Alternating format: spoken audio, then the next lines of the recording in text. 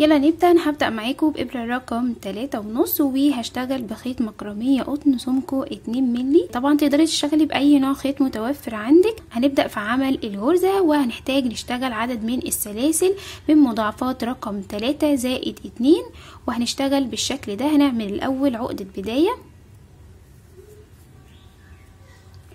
وهنبدأ نرتفع 3 في 3 في 3 لحد ما نوصل للارتفاع اللي احنا محتاجينه زائد 2 كده. 1 2 3 دي اول مجموعة معانا. بعد كده برتفع ب3 كمان 1 2 3 وهبدأ ارتفع 3 كمان 1 2 3. بفضل شغالة كده بنفس الطريقة، برتفع 3 في 3 في 3 لحد ما اوصل للارتفاع اللي انا محتاجاه. وبعد كده بزود في الاخر غرزتين.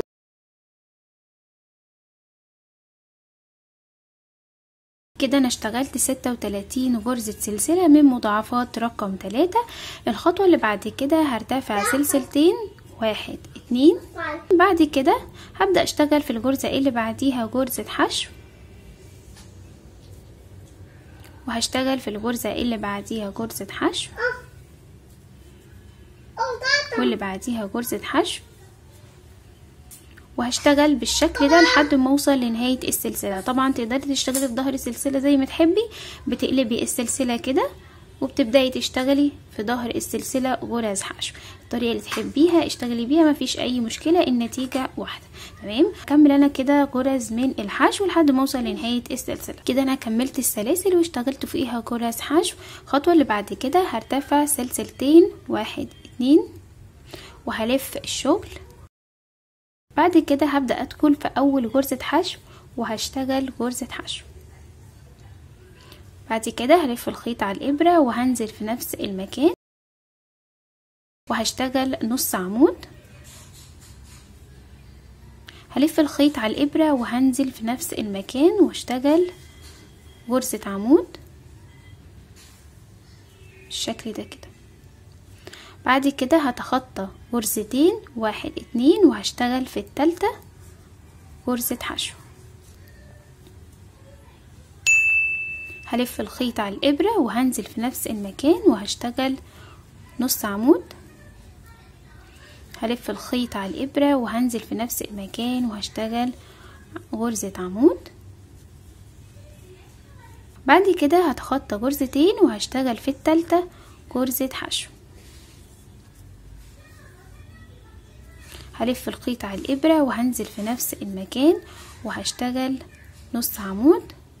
هلف الخيط على الابرة وهنزل في نفس المكان وهشتغل غرزة عمود. شايفين؟ بعد كده بتخطى غرزتين 1 2 وبشتغل في التالتة غرزة حشو. بعد كده بنزل في نفس المكان وبشتغل غرزة نص عمود وبلف الخيط وبنزل في نفس المكان وبشتغل غرزة عمود. سهلة جدا وبسيطة، مفيهاش اي حاجة صعبة، كلها بالغرز الاساسية. هكمل وارجع لكم تاني. وصلت كده لنهاية السلسلة وده اول سطر معايا زي ما انتم شايفين كده. انا عندي هنا في نهاية السطر عندي 3 غرز 1 2 3 فبتخطى غرزتين وبشتغل في التالتة غرزة حشو.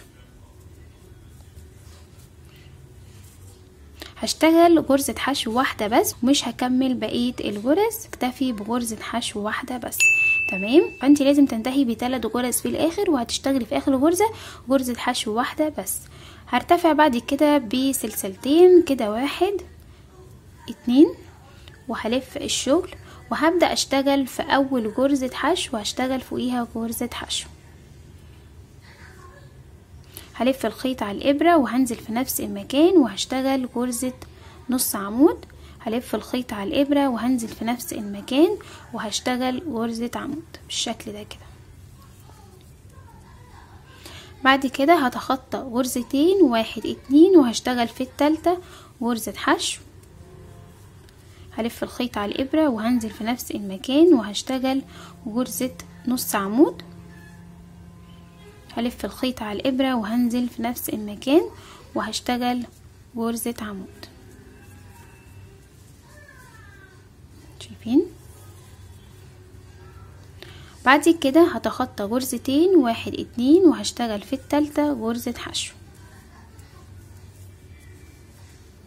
وفي نفس المكان هشتغل غرزة نص عمود، وفي نفس المكان هشتغل عمود.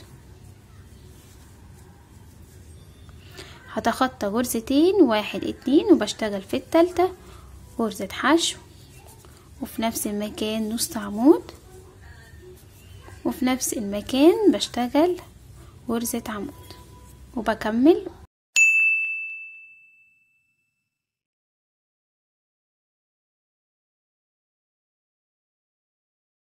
بس انبه على حاجه، ان هي اخر غرزه مش بنكمل الغرزه كلها وبنشتغل غرزه حشو واحده بس.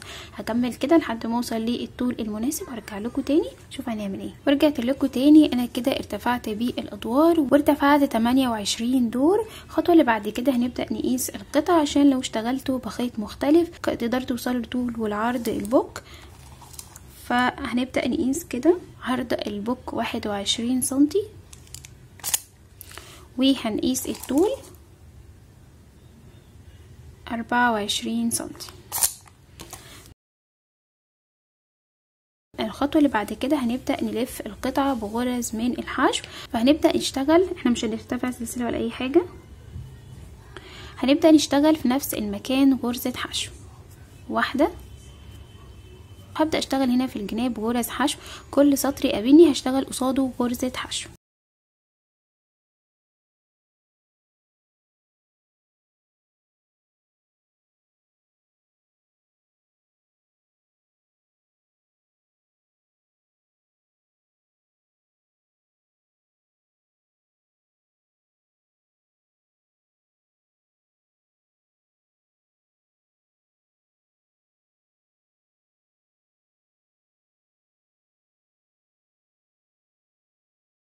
وصلت كده لاخر السطر. هنبدأ بعد كده في اخر سطر هنا هنشتغل غرزتين حشو، لان محتاجين القطعة تبقى مفرودة معانا كده. 1 2. اكمل هنا برضو فوق كل غرزة هشتغل فوقيها غرزة حشو واحدة لحد ما اوصل للزاوية اللي بعديها. ولما اوصل هنا للزاوية هشتغل غرزتين حشو، وبكمل هنا غرز حشو، كل سطر يقابلني من هنا هشتغل قصاده غرزة حشو، وهكذا لحد ما اوصل للزاوية اللي بعديها وبشتغل غرزتين حشو، وبكمل كده بنفس الطريقة لحد ما اوصل للبداية. هكمل الخطوات دي وارجع لكم تاني هنشوف هنعمل ايه في الخطوة اللي بعد كده. وبكده انا لفيت القطعة واشتغلت غرز حشو في القطعة كلها. الخطوة اللي بعد كده هنيجي نقص الخيط.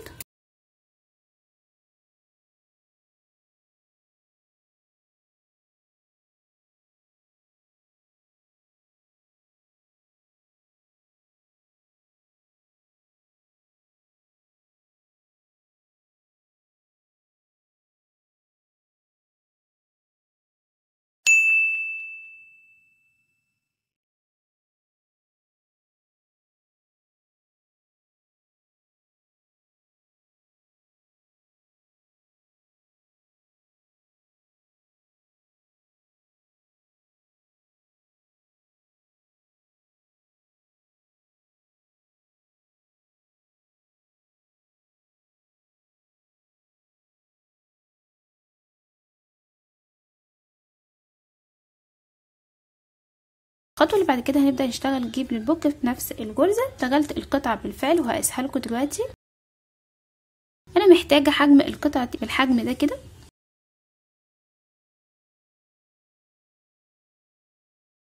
هنقيس دلوقتي طول القطعه وعرضها.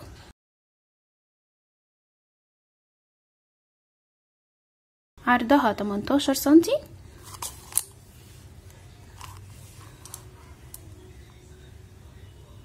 والطول 10 سنتي. هنشتغل الجناب، فهنبدأ كده نعلم. شايفين اول واحدة هنا في السطر،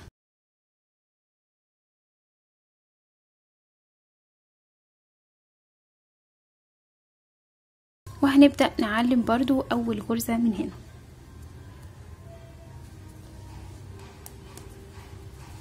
بعد كده هنتني القطعة بالشكل ده كده،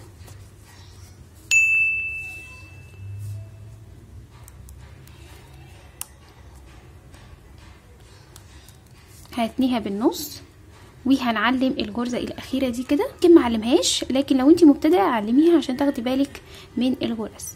نبدأ نعد كده من اول العلامة: 1 2 3 4 5 6 7 8 9 10 11 12 13 14 15 16. تمام. وهشتغل 4 سلاسل: 1 2 3 4. وهبدأ بعد كده ارتفع سلسلة واحدة، وهشتغل في السلاسل الموجودة عندي غرز حشو. فوق كل غرزة سلسلة هشتغل فوقيها غرزة حشو. طبعا زي ما قلتلك لو حابة تقلبي السلسلة وتشتغلي في ظهرها زي ما تحبي.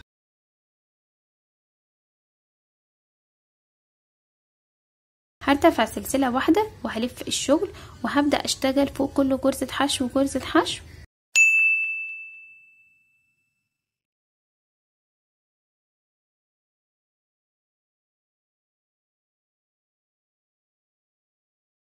وبكده انا ارتفعت 16 دور. الخطوه اللي بعد كده هندري الخيط ما بين الغرز وهنشتغل واحده كمان بنفس العدد. طيب الخطوه اللي بعد كده هنيجي نثبت القطعه وهنحطها هنا كده. هثبت القطعه بخيط شفاف، طبعا تقدري تثبتيها بنفس نوع الخيط. هنبدا نحطها هنا كده.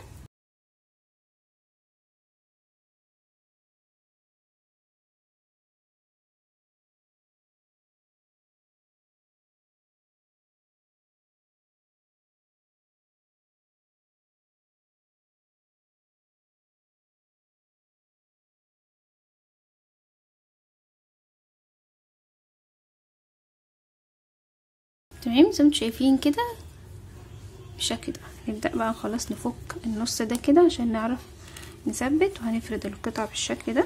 هنبدأ نثبت بالشكل ده.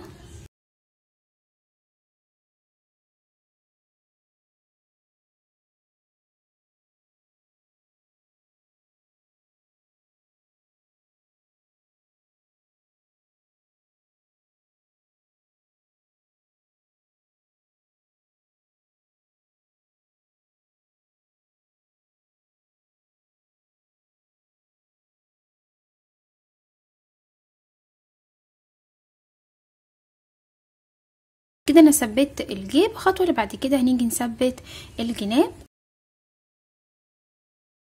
فهنبدأ كده.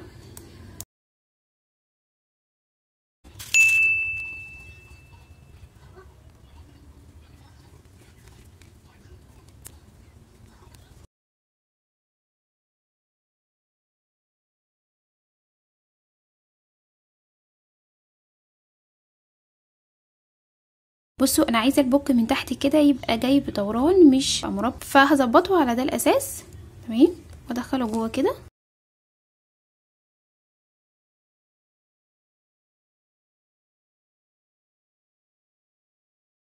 هثبت الجناب بخيط شفاف بنفس الطريقه احنا ثبتنا بيها الجناب. هنشتغل تحت الحلقتين وهنشتغل رايح جاي رايح جاي. طبعا تقدري تثبتيها بنفس نوع الخيط وابره التنظيف.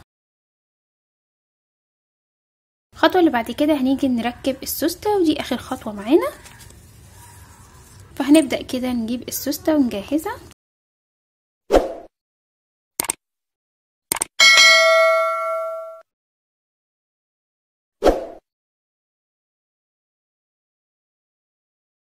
وهنبدأ نثبتها بالشكل ده كده. فهبدأ اثبت الجزء ده.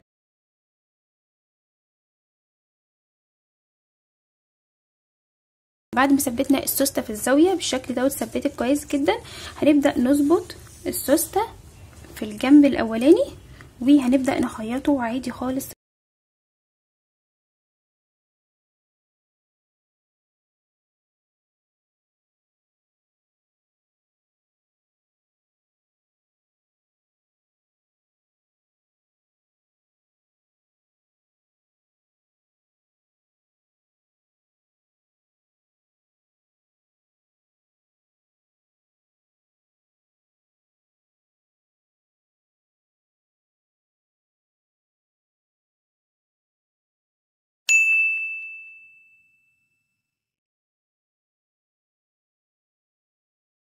وكده انا ثبتت السوسته بنفس الطريقه اللي انا شرحتها معاكم.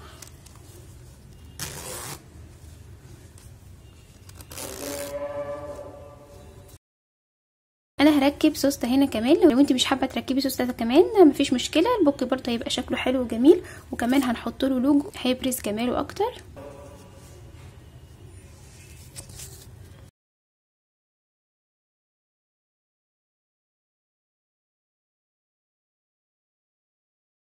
كده انا خلصت البوك وركبت السوسته، وزي ما قلت لك لو انت مش حابه تركبيها عادي خالص ممكن تستغني عنها. انا اشتغلت بوكين من غير ما اعمل سوسته من قدام، وكان شكله حلو قوي وكان شكله بسيط جدا، لكن ده كان مطلوب مني ان اعمل له سوستتين.